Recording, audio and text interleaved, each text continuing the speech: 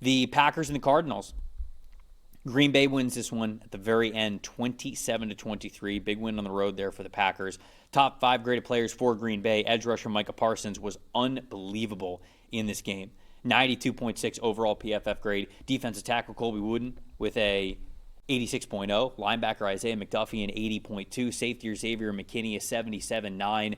And then offensive tackle Zach Tom a 74.3. Jordan Love in this game a 53.5. And then on Arizona's side of things, their veteran defensive tackle Calais Campbell with an 82.9. Safety Jalen Thompson an 81.3. Offensive tackle Paris Johnson Jr. a 78.2. Wide receiver Zay Jones a 73.8. And then linebacker Akeem Davis Gaither with a 73.5. Jacoby Brissett in this one, a lot of yards, a lot of production, 70.3 passing grade.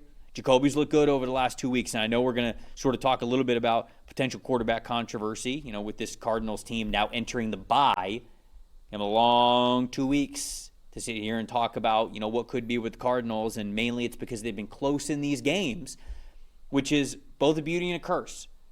Jonathan Gannon's talked about this, and I know we'll get into it in a second, but the Cardinals have, what was the stat here? 5 losses been decided by just 13 total points. Yep. They are right there. And I think in a league that's very tough to win in, Jonathan Gannon is not wrong when he says, we're close. We're right there. You also got to figure out a way to get it done. And so what's your stat that told the story here? The Arizona Cardinals right now are like just the best next-door neighbor you ever had. The door is always open.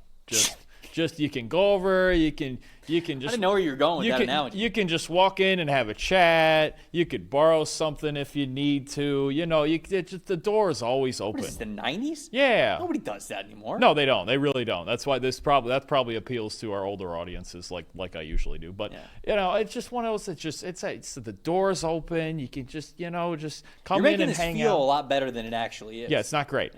So the problem is that what you're getting is teams are knocking on the Cardinals' doors and they say, "Hey, could we have a win?" And they're going, "Yeah, sure, here you go."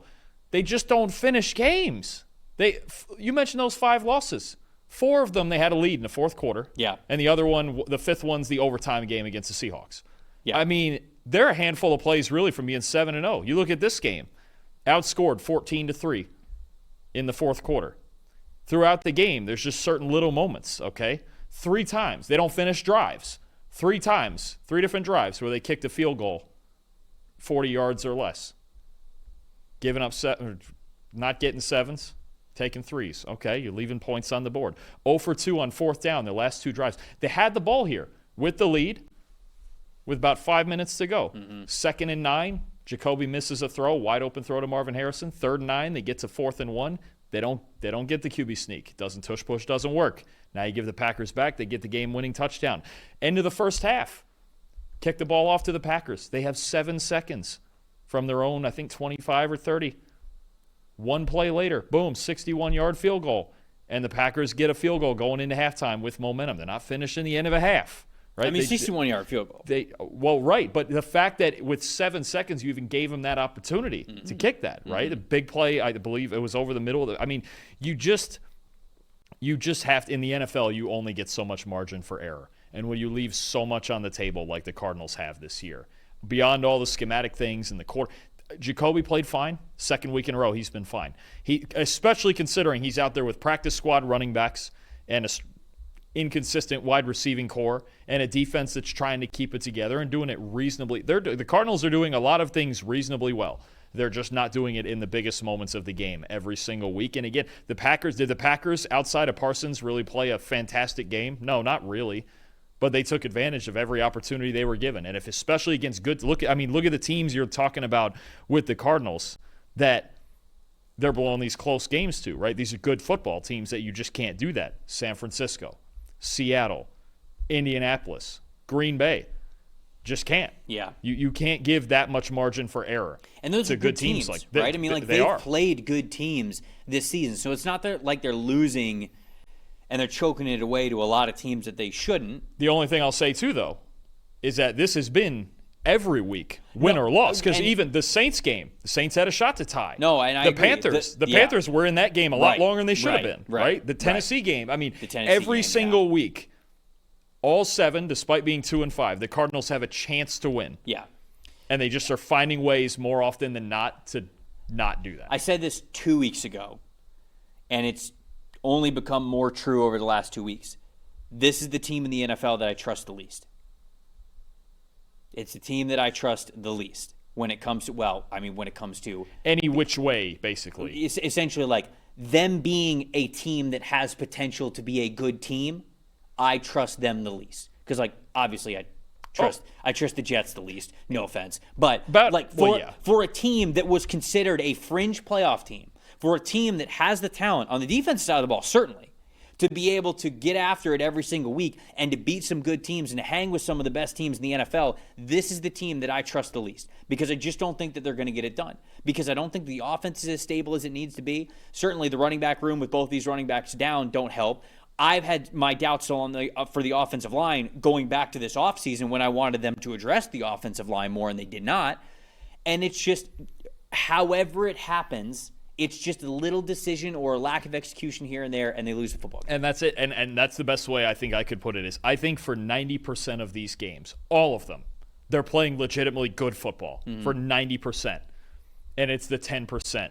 That last 10% is where they're just where a playoff caliber teams like Seattle, like the Colts, like the Packers, where playoff caliber teams, that 10%, that's really the margin of victory in the NFL, is being on most days.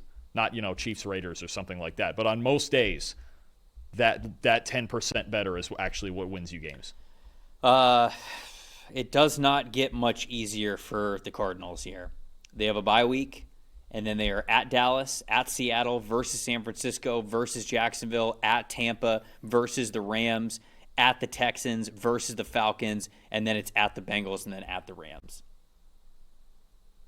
That's a problem. That's several problems. Off the top of my head, not pretending to know every single schedule in the NFL that's remaining, you'd be hard-pressed to find a harder one than that. I bet that's the hardest remaining schedule in the NFL, and they're sitting here at 2-5. I think that this team's got a legitimate chance to be picking in the top 10. So, my most impressive in this game, Trey McBride, looks great. You're correct, number 1, by the way. Yeah. Yeah, I figured with that. No way that it was going to be worse than that. That would say gauntlet. Who's got the easiest by a pretty good margin?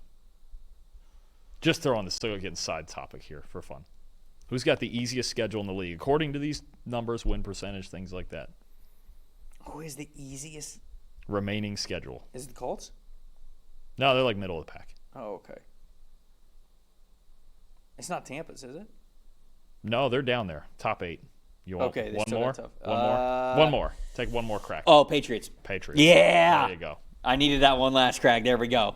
They're where they're at. And they still have 2 Jet games and 1 more Dolphin game. Yeah.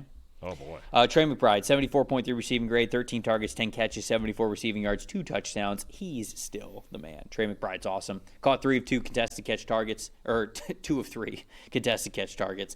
Love him. Trey McBride's just a constant in this offense. And it honestly stinks that he's not on a team that's winning more because I think that he deserves it with the talent that he is. That's not true. He's on my fantasy team. Oh. Was this the fantasy team that had 2 players basically carry your ass yesterday? Oh, 6 of them. Stafford and A.J. Brown and Rashee Rice and Trey McBride and somebody else I'm forgetting. And Josh Jacobs. That's good to have, too. Congrats. Just a whole lot going on. I'm in a deep enough league to where I didn't have a quarterback and I started Tom Brady for the leadership this past weekend. There you go. Yeah. Need a leader. You do. When times are tough, that's who I put in the quarterback spot if I don't have a quarterback to play because you need it. My most disappointing here was Will Johnson. 42.8 coverage grade. He only had 3 targets to him and only allowed 2 catches, 40 yards, but 2 first downs against him on those 2 catches allowed, and he had 3 penalties accepted against him. 2 of them were hands to face and illegal use of hands, but then the other one was a defensive holding one. It just was not a good day for Will Johnson. And to be honest with you, you draft him to have better days than this on days like this when you really need it against Green Bay. He's had a solid year so far, especially considering there was still no reason he should have gone second round. But Packers are tough. Oh, the is what it is. Most impressive. Listen, we got to talk about the best player on the field. And the reason you trade for a guy like Micah Parsons is days like this where he can just line up across from a right tackle and take this game over. He's pretty crazy. You talk about inner circle defensive player of the year candidates, and Micah Parsons in there. 92.8 pass rush grade, 8 pressures, 3 sacks, 43.8% pass rush win rate. 43.8. When, if you're getting above 25, you had a really darn good game. He's up there at 43, 44. Micah Parsons, I mean, can't say enough. He's been everything the Packers could have asked for and worth the $47 million a year, that's for sure. And there were moments, especially late, that last Cardinals drive, had a big sack late in that drive. Just unblockable. Yep. Boy, I mean, imagine the Dallas Cowboys with Micah Parsons. Imagine they had that guy. No, I can't. I don't live in the past. Seems like a long time I ago. live in the right now. There you go. Anything else on this one before we move on? Nope. All right.